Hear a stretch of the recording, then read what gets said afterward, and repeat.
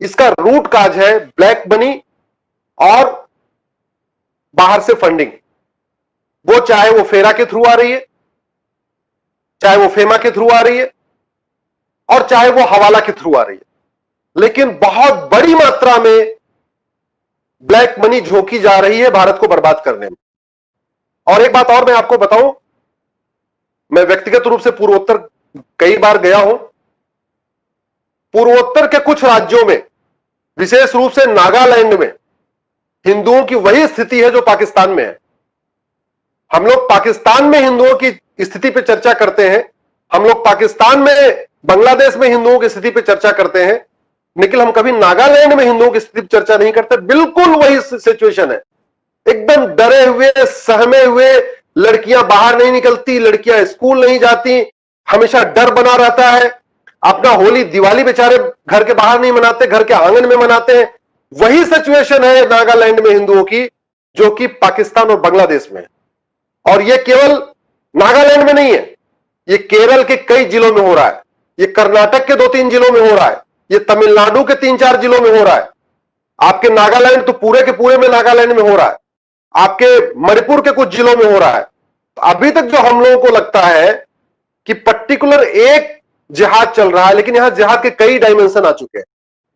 जितना बड़ा कन्वर्जन होता है, दुनिया का तीसरा सबसे बड़ा चर्च जालंधर में बन रहा है। मुझे लगता है 1 साल के अंदर तैयार हो जाएगा, 2021 तक तैयार हो जाएगा। ये आप लोगों को जब गूगल करेंगे तो पता चलेगा। दूसरा का थर्ड लार्जेस्ट चर्च कहां है तो पता चलेगा आपको, जालंधर में। सिखों की धरती पे, जहां सिखों ने इतना बड़ा बलिदान दिया सनातन धर्म को बचाने के लिए, उनकी धरती पे दुनिया का थर्ड लार्जेस्ट चर्च बन रहा है। बहुत तेजी से बन रहा है, कम से कम 1,500 करोड़ रुपए की लागत से बन रहा है। कहां से आ रहा है इतना पैसा? इसी तरीके से भारत में रेट तय हो चुका है। ब्राह्मण की लड़की 5 लाख, क्षत्रिय की लड़की 4 लाख, वैश्य की लड़की 3 लाख, शूद्र की लड़की 2 लाख। आप लड़की पटाओ, ये 5 लाख लो जाओ, लड़की पटाओ 4 लाख लोग जाओ, साथ में बाइक और ले लो, आपको कपड़े नए नए चाहिए, जीन्स टी शर्ट चाहिए और ले लो। कहां से आ रहा है पैसा? कहां से पैसा आ रहा है? सारा का सारा ब्लैक मनी आ रहा है, हवाला के थ्रू आ रहा है। इसलिए मैं कहता हूं, भारत को सबसे बड़ा खतरा 2 चीजों से है, एक करप्शन, दूसरा पॉपुलेशन एक्सप्लोजन। भारत, और जिस इन 2 चीजों को जो खतरा है भारत से, इनफैक्ट सनातन धर्म को भी इन्हीं दो ही चीजों से खतरा है। सनातन धर्म को भी 2 ही चीजों से खतरा है, एक करप्शन, दूसरा पॉपुलेशन एक्सप्लोजन।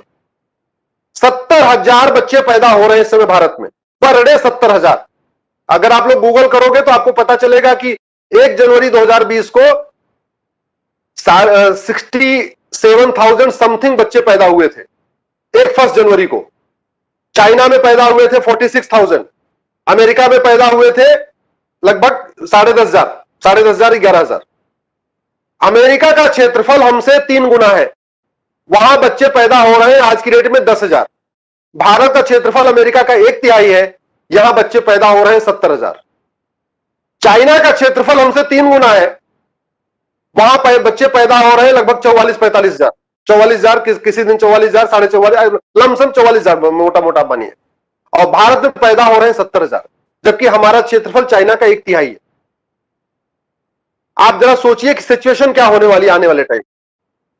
जितनी भी समस्याएं हैं, चाहे जल जंगल जमीन की समस्या हो, रोटी कपड़ा मकान की समस्या हो, गरीबी भुखमरी कुपोषण की समस्या हो, सड़क में भीड़, रेल में भीड़, जेल में भीड़ की समस्या हो, इवन क्राइम की समस्या हो।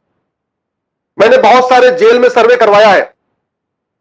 जेल में जितने भी कैदी बंद हैं, अगर उनको हम जेल में बंद कैदियों के ऊपर सर्वे करते हैं तो पता चलता है 80% वहां जो क्रिमिनल्स हैं जेल के अंदर, वो ऐसे हैं जो जिनके फादर ने पॉपुलेशन एक्सप्लोजन किया है। मतलब बाप ने जनसंख्या विस्फोट किया और बेटा बम विस्फोट कर रहा है। यह सिचुएशन आ चुकी है, अब बहुत सीरियस हो रही है। और इस 70,000 जो बच्चे पर डे पैदा हो रहे हैं, इसमें 31,000 बच्चे एक विशेष समुदाय में पैदा हो रहे हैं। 70,000 में से 31,000। सिचुएशन कहां जाएगी जरा सोचिए। जब ये बच्चे आज के 20 साल के बाद जब जवान हो जाएंगे, आज हम 2020 में यानी 2040 में क्या सिचुएशन होगी भाई? 70,000 में से 31,000 बच्चे, यानी लगभग लगभग हो गया 45%। तो 45% बच्चे पर्टिकुलर एक कम्युनिटी में पैदा हो रहे हैं। अब दुनिया को पता है क्या होता है, दुनिया को पता है कि जो गंधार था वो कंधार कितने दिन में बना, जो कैके था वो पेशावर कितने दिन में बना, जो पर्शिया था वो ईरान 100 साल में बना। अगर आप इतिहास उठा के देखें तो जो देश कन्वर्ट हुए हैं एक विशेष, अगर मैं उसको क्लियरली बोलूं तो इस्लामिक कंट्री जो बने हैं, जैसे पर्शिया ऐसा देश था जहां 90% पारसी लोग रहते थे, वो 100 साल के अंदर ईरान बना। ऐसा नहीं कि ईरान बनने के बाद शांति आ गई, फिर ईरान बनने के बाद आपस में लड़ने लग गए शिया सुन्नी, तो फिर उसमें से इराक निकला, फिर ईरान इराक आपस में फिर लड़ते चले गए। हमारा यह कहना है कि इस देश में अगर सुख शांति है तो संविधान के कारण नहीं है। अगर इस देश में, वैसे तो 9 राज्यों में सुख शांति खत्म हो चुकी है, लेकिन जो बाकी राज्यों में सुख शांति है, जो बाकी राज्यों में फिर भी थोड़ा ठीक ठाक चल रहा है, वो संविधान की वजह से नहीं चल रहा है, वो कानून की वजह से नहीं चल रहा है। वो इसलिए चल रहा है कि जो सनातनी लोग हैं, जो हिंदू हैं, वो स्वभाव से शांत होते हैं। इसलिए बाकी राज्यों में, 9 राज्यों को छोड़ दीजिए तो बाकी राज्यों में सेकुलरिज्म भी काम कर रहा है, गंगा जमुनी तहजीब भी काम कर रही है, शांति भी बनी है, इलेक्शन भी आराम से हो रहा है। इलेक्शन कमीशन का डेटा उठा के देखिए, भारत के इलेक्शन कमीशन का डेटा उठा के देखिए, तो इलेक्शन कमीशन वाले एक लिस्ट बनाते हैं जो बहुत ही संवेदनशील बूथ होते हैं। संवेदनशील बूथों के अलग से लिस्ट बनाते हैं, भाई इतने भारत के बूथ संवेदनशील है, हमको यहां ज्यादा फोर्स चाहिए, हमको यहां अलग से पुलिस चाहिए। आप उन अगर संवेदनशील जो बूथ है उनके जाके आप वहां की ग्राउंड रियलिटी देखिए, यहां पे किस कम्युनिटी के लोग कितने हैं, तो आपको बड़ा क्लियर हो जाएगा, बहुत क्लियर हो जाएगा कि पर्टिकुलर कम्युनिटी जहां मेजॉरिटी में वही बूथ संवेदनशील है। हिंदू मेजॉरिटी वाला एक भी बूथ, 2-4 बूथ भले संवेदनशील हो जाए जहां पे कुछ जातियों की लड़ाई हो जाए या कोई और लड़ाई हो जाए, अदरवाइज 90% बूथ जो संवेदनशील है वो एक कम्युनिटी विशेष की वजह से संवेदनशील हो रहे। ये इलेक्शन कमीशन का डाटा बता रहा हूं, आप जेल में सर्वे करके देख लीजिए, आप क्रिमिनल्स के बीच में सर्वे करके देख लीजिए, तो पता चला मैक्सिमम क्रिमिनल वो है जिनके फादर ने जनसंख्या विस्फोट किया। मैं ये नहीं कहता कि जिनके 4 बच्चे 5 बच्चे सारे अपराधी हैं, ऐसा नहीं कह रहा हूं, लेकिन मैं इसका उल्टा कह रहा हूं कि ज्यादातर 80% अपराधी हैं जिनके मां बाप ने हम दो हमारे दो पालन नहीं किया। ये इसका फैक्ट है, ये ग्राउंड फैक्ट है, ये जेल का सर्वे बता रहा हूं, ये गांव का सर्वे बता रहा हूं। कुछ लोग कहते हैं टीएफआर तो जी 2.2 आ गया, आजकल एक नई बहस शुरू हो गई, टीएफआर 2.2 आ गया। मैं गाजियाबाद में रहता हूं और मैंने वेस्ट यूपी में करीब 200 किलोमीटर में बहुत सारी सभाएं किया है, गांव गांव में पैदल चला हूं, पिछले 4-5 साल से लगातार पैदल चलता रहा हूं। अभी भी यहां ऐसे ऐसे गांव हैं, किसी गांव में 10 परिवार, किसी गांव में 15 परिवार, किसी गांव में 12 परिवार ऐसे हैं जिनके 10 से 20 बच्चे पैदा होते हैं। तो जो एक नई लॉजिक दी जा रही है कि टीएफआर तो जी 2.2 आ गया, वो टीएफआर 2.2 किसकी वजह से आया आप अच्छी तरीके से समझ सकते हैं।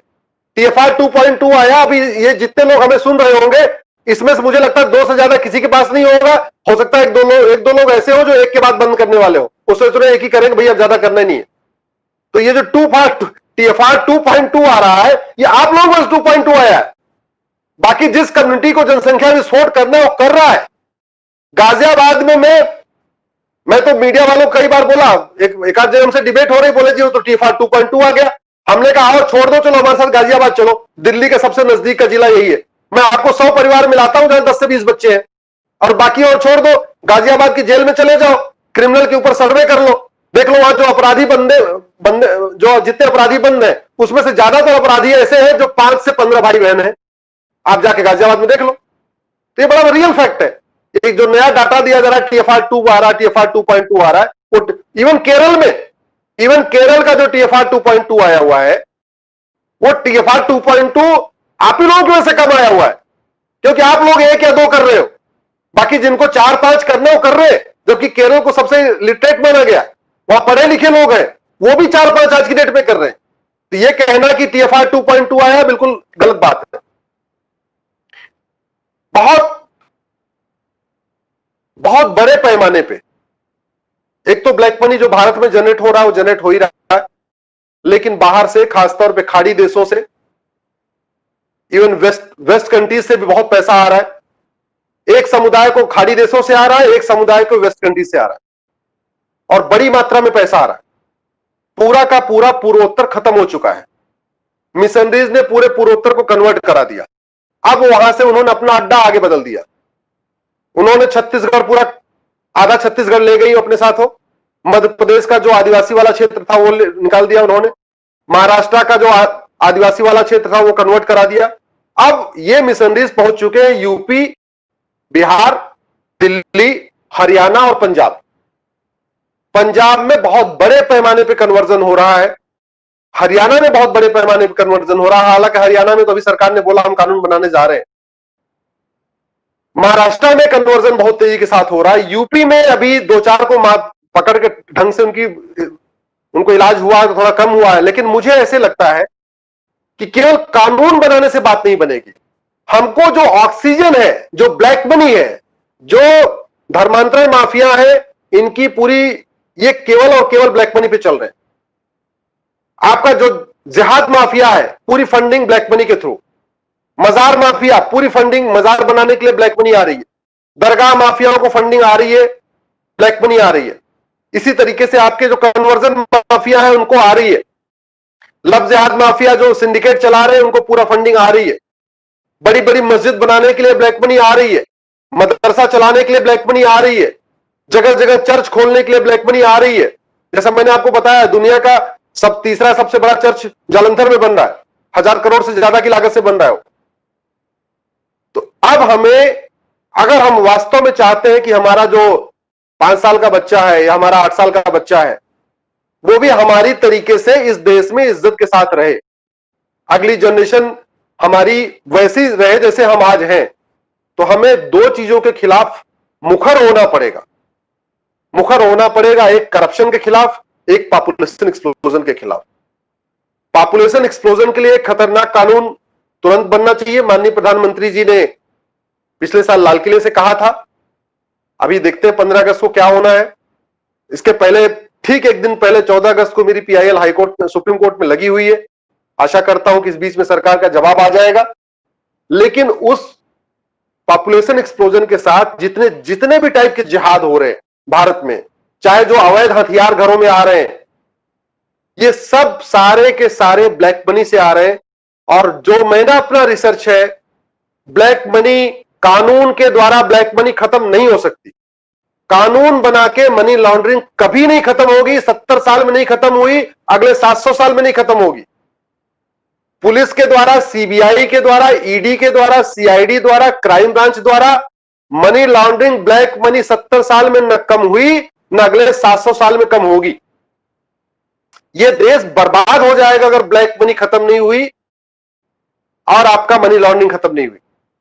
इसका 3-4 स्टेप्स लेना पड़ेगा, जिसको मैं उठा रहा हूं। मैंने कोर्ट में भी चैलेंज किया है। 100 रुपए से बड़ी नोट हमें बंद करना पड़ेगा।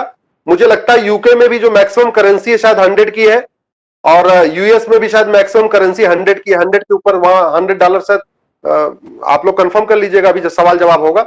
मेरे समझ से शायद यूके की भी मैक्सिमम 100 है और यूएस की भी मैक्सिमम 100 है। तो भारत में यह देखा गया कि जब से ये 100 रुपए से बड़ी नोट शुरू हुई भारत में, तब से यह समस्या आनी बढ़ती चली गई। तब से यहां मिशनरीज ने जमावड़ा शुरू किया, तब से यहां पे आपका नक्सलियों ने जमावड़ा शुरू किया। ये नक्सलवाद, माओवाद, अलगाववाद, कट्टरवाद, धर्मांतरण की घटनाएं जब 100 रुपए से बड़ी नोट शुरू हुई, उसके साथ और तेजी साथ बढ़ी है। दूसरा, आज की डेट में पूरे देश में ऐसा कोई घर नहीं है जिसमें 2 बैंक खाते नहीं है। भारत में 50 करोड़ बैंक खाते आज की डेट में है। माननीय मोदी जी ने करीब 42 करोड़ बैंक खाते खुलवा दिए हैं पिछले 6 साल में। 25 करोड़ परिवार भारत में रहते हैं और 50 करोड़ बैंक खाते, यानी ऑन एन एवरेज 2 बैंक खाते हैं। किसी के यहां 3 होगा तो किसी के यहां 1 होगा, लेकिन ऐसा कोई परिवार नहीं जिसके घर में बैंक खाता नहीं है। और जिसके घर में बैंक खाता है उसके पास बैंक जाने की फैसिलिटी भी है। अब तो आजकल बैंक मित्र हर गांव में अपॉइंट कर दिए गए। इवन पोस्ट ऑफिस को भी बैंक कन्वर्ट कर दिया गया है। तो हमें जो महंगे सामान है, 5,000 रुपए से महंगे सामान, इस पे हमें कैश लेन देन बंद कराना पड़ेगा। क्योंकि जितने भी माफिया हैं, चाहे वो धर्मांतरण माफिया, चाहे वो लफ्ज जिहाद माफिया, चाहे वो आपके मजार माफिया, चाहे दरगाह माफिया, जितने भी माफिया, चाहे घुसपैठ माफिया, घुसपैठ का बहुत बड़ा खेल होता है इस ब्लैक मनी के जरिए। वहां बॉर्डर पे, आसाम के बॉर्डर पे, बंगाल के बॉर्डर पे पूरा सिंडिकेट चलता है। वहां से वो पैसा लेते हैं, एक आदमी से करीब 5,000 रुपए लेते हैं अंदर भारत में उसको एंट्री कराने के। वो पूरा पैकेज है। 5,000 रुपए में आपको भारत में एंट्री कराएंगे, आपको कलकत्ता से ले आके इधर हरियाणा, राजस्थान, जम्मू, मतलब वहां पहुंचाएंगे भी, आपको आधार भी बना के दे देंगे, आपको वोटर आईडी बना के दे देंगे, आपको राशन कार्ड बना के दे देंगे। और मैंने सुप्रीम कोर्ट में, मेरी पीआईएल चल रही है जिसमें मैंने मांग किया है कि भारत में एनआरसी लागू हो और इन घुसपैठियों को बाहर निकाला जाए। मैंने ऑन सर्वे करने के बाद ऑन एफिडेविट सुप्रीम कोर्ट में दिया है कि भारत में रोहिंग्या और बांग्लादेशी मिला के 5 करोड़ इसमें रहते हैं। ये 5 करोड़ लोग मुफ्त में अनाज ले रहे हैं, मुफ्त में बिजली ले रहे हैं, मुफ्त में पानी ले रहे हैं, और आजकल तो एम्प्लॉयमेंट भी ले रहे हैं, क्योंकि भारत के लोग 100 रुपए में काम करने के लिए तैयार नहीं होते, लेकिन ये घुसपैठिए 100 रुपए में काम करने के लिए तैयार हो जाते हैं। यहां पे जो हमारा मनरेगा है वो 200 रुपए है, तो 200 रुपए कम से कम सारे लेबर को मिलता है, लेकिन ये 100 रुपए 150 रुपए में तैयार हो जाते हैं। दिल्ली जैसे शहरों में, मुंबई जैसे शहरों में, नोएडा, गाजियाबाद, मेरठ, जितने बड़े शहर हैं, सारा रिक्शे चलाने वाला काम इन्होंने शुरू कर दिया, घर घर जाके कूड़ा उठाने वाला काम शुरू कर दिया है, दिन में रेकी करते हैं, रात में डकैती करते हैं, तो पूरा इन्होंने एकदम कैप्चर कर लिया।